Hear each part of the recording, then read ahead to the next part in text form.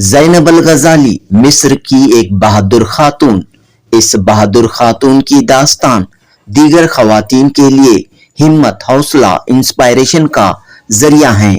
بنگلور کے انجینئر حبیب اللہ خان نے زینب الغزالی کا تذکرہ حال ہی میں شہر کے دارالسلام میں ہوئی اس تقریب میں کیا۔ 18 جنوری 2025 ہفتے کی شام دارالسلام ہال میں ینگ آتھر سیدہ طاہرہ صدیقہ کی کتاب بلزم آف انسپائریشن کا اجرا عمل میں آیا۔ اس فنکشن کے چیف گیسٹ انجینئر حبیب اللہ خان تھے۔ حبیب اللہ خان نے اپنی تقریر میں ایک جانب ماں کے مقام و مرتبے کو بیان کیا تو دوسری طرف مصر کی خاتون زینب الغزالی کی زندگی پر روشنی ڈالی۔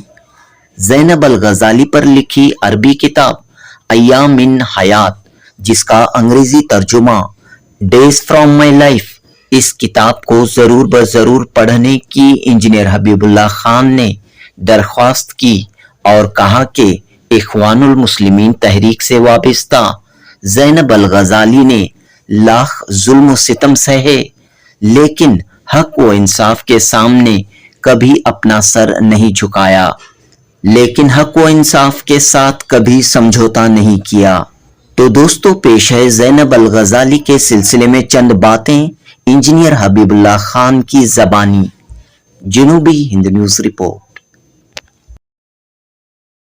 دیکھیے، جو قوم یا جو انسان اپنی خود کی تاریخ یا اپنے مذہب کی تاریخ بھلا دیتا ہے تو اس قوم کو وہ دنیا بھلا دیتی، صفحہ ہستی سے مٹ جاتی وہ قوم، اس کا کوئی وجود نہیں رہتا ہے۔ صرف کھانا پینا، کپڑے، سائٹ، پراپرٹی، بلڈنگ، جینا، اگر یہی سب کچھ ہے تو پھر وہ تو جانور بھی کرتا ہے۔ If you're rolling around all these things, then there is not much big difference between you and a four-legged animal. That is a four-legged animal. We have like two-legged animals. تو زینب الغزالی ایک ایسی تاریخی شخصیت ہے۔ آپ نے اخوان المسلمین کا نام سنا ہوگا۔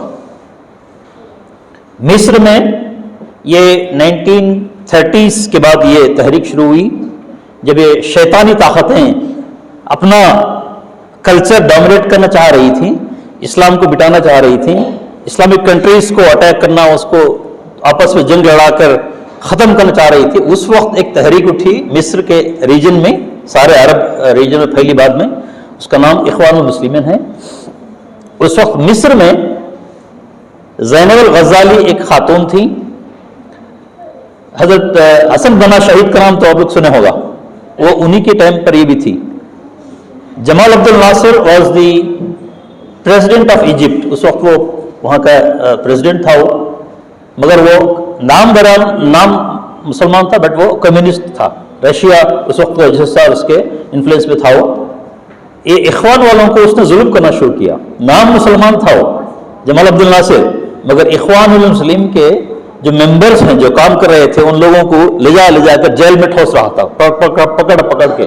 وہ صرف اس لیے ان کا گناہ یہ تھا کہ وہ اسلام کی بات کر رہے تھے، اسلام کو پھر سے ریوائیو کرنے کی، اسلام کے جھنڈے کو پھر واپس لانے کی بات کر رہے تھے۔ اس کو پسند نہیں تھا تو ان کو سب کو لے جا کر جیل میں ڈال رہا تھا۔ تو زینب الغزالی کو بھی اس نے جیل میں ڈالا 1949 میں، مصر کی جیل میں ڈالا۔ 6 سال وہ جیل میں رہی۔ انہوں نے 6 سال جو جیل میں رہی، 6 سال ان کی زینب الغزالی کی جو جیل کے اندر جو نئے طریقے سے ان کو سزا دی گئی، وہاں کے بدماشوں نے، وہاں کے پرائم منسٹر نے خود بھیج کر جو نئے پنشمنٹ کے جو نئے طریقے ایجاد کیے، اس نے جانوروں سے بھی بدتر ایک رات بند کر کے چوہوں کو چھوڑ دیا اس نے پورے۔ اکیلی عورت بیٹھی ہوئی ہے، آپ اندازہ لگا سکتے ہیں، سارے روم بھرے چوہے ہیں اور آپ اکیلے بیٹھے ہوئے ہیں۔ Can you imagine the punishment? کبھی سوچا آپ نے؟ ایک چوہا ہے تو ڈر کے بھاگ جاتا۔ ایک دن پانی بھر دیا اس نے، 3 فٹ پانی کھڑا تھا۔ She spend the whole night in water, پانی میں بیٹھ کے گزاری عورت۔ اس کے بعد کھانا بند کیا اس کو، پھر اس کے بعد کیڑے لا کے چھوڑ دینا، جان بوجھ کر چھوڑنے لگاتا تھا۔ ایسے انہوں نے تو 6 سال اس بعد 1949 سے لے کر 56 میں تک جیل میں تھی۔ 1956 میں وہ رہا ہوئی अच्छा, जेल में जब थी, देखिए मुस्लिम खातून, एक खातून जब उठ के खड़े हो जाती है तो कैसा पहाड़ बन के वक्त के बादशाह को चैलेंज करती है। जब वो जेल में थी तो उन्होंने एक मिनिस्टर को भेजा, उसने, प्राइम मिनिस्टर ने जेल में जाकर आके बात की। किससे? ज़ैनुल गज़ाली से। एक डील करना चाह रहा था। वो बोला, मैं तुम्हारे को सोशल वेलफेयर मिनिस्टर बनाऊंगा। सुनिए, मुल्क का प्राइम मिनिस्टर भेजा है ज़ैनुल गज़ाली को, तो तुमको मैं सोशल वेलफेयर मिनिस्टर बनाऊंगा। सिर्फ शर्त यह है कि तुम एक व्हाइट पेपर पे लिख के दे दो, क्या ये जो भी फसादात हो रही है हमारे मुल्क में, उसके पीछे इख्वानुल मुस्लिमीन का हाथ है, इतना एक लाइन लिख के दे दो बस। तुमको आज रिलीज करूंगा, रिहा करूंगा, मैं आजाद भी करूंगा और तुमको यहां का मिनिस्टर बनाऊंगा। तो उस खातून का जवाब सुनिए। अच्छा, उससे मिनिस्टर का ऑफर क्या होगा, तो उसका दर्जा क्या होगा, क्या कैपेबिलिटी होगी उस औरत की, क्या नॉलेज होगी, क्या इंफ्लुएंस उस औरत का होगा कि प्राइम मिनिस्टर का रिकॉग्नाइज कर रहा है और उसको मिनिस्टर बनाने का ऑफर दे रहा है।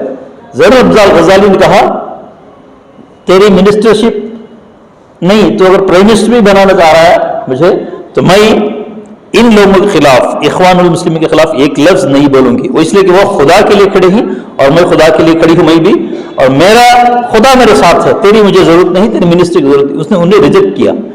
आज कोई करते क्या ऐसा? कितने मुसलमान खवातीन ऐसे हैं जिनको मिनिस्टर का ऑफर आ रहा हो, क्या लिखना, सिर्फ एक लाइन लिख के देना था, उसने नहीं लिखी।